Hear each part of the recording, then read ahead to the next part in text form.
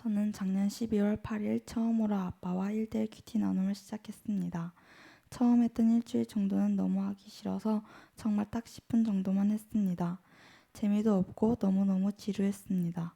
그래서 큐티를 하지도 않은 채 아빠와의 큐티 나눔에 참석하는 날이 많았습니다.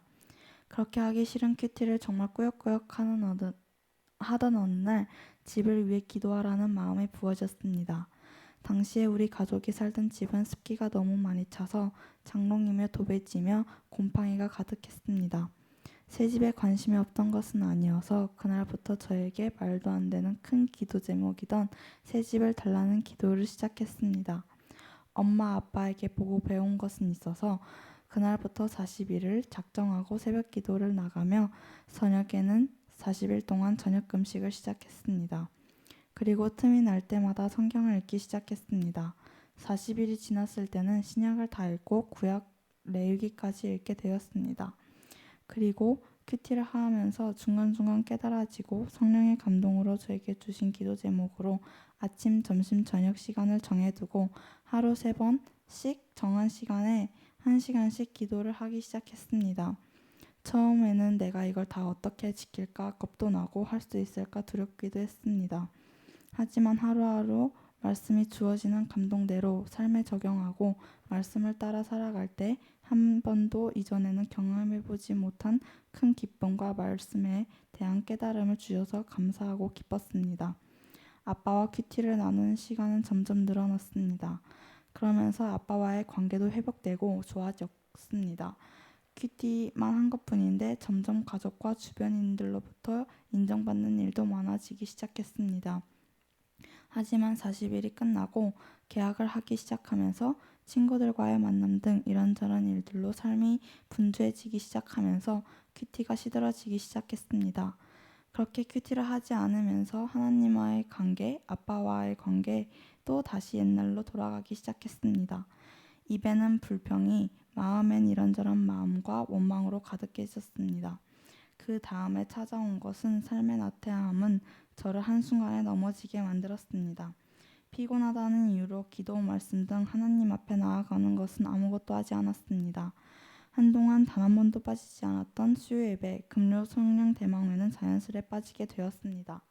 하지만 그때도 새 집은 간절했는지 유일하게 하는 것은 전에 살던 팜스프링 아파트 집 앞에 가서 하나님 이 집 주세요 하고 기도하는 것이었습니다.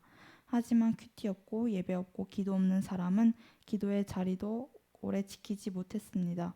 제 삶의 기도와 큐티가 없어지니 모든 일이 짜증나고 귀찮아졌습니다. 그나마 조금씩 고쳐지고 있던 못된 성격과 게으른 삶의 태도도 예전처럼 되돌아갔습니다. 교회와 멀어지니 친구들과 만나는 시간은 많아졌고 정말 시잘데기 없는 말과 행동으로 시간 낭비하며 정말 주구장창 놀아댔습니다. 큐티와 기도로 하나님과 친밀해지기까지는 여러 몇 달이 걸렸습니다. 하지만 옛날에 죄로 된 삶으로 돌아가는 데는 하루도 채 걸리지 않았습니다. 큐티와 기도로 하나님 중심으로 말씀을 따라 살아갈 때는 모든 게 은혜였고 가족과 있는 시간은 정말 소중했습니다. 하지만 내 중심으로 내 방식대로 하루를 살아갈 때는 지치고 짜증나고 피곤한 일들이 너무 많았습니다. 가족과도 대화도 싫고 그냥 인간 하기 시작했습니다.